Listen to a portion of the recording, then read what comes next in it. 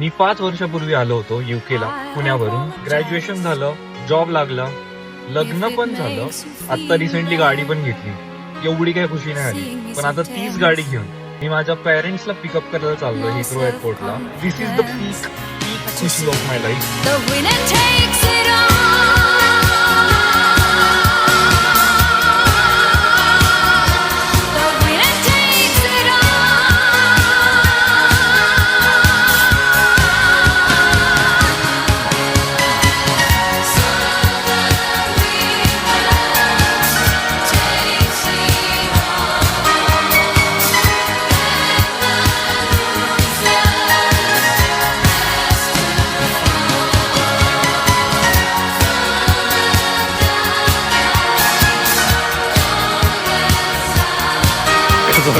Don't go.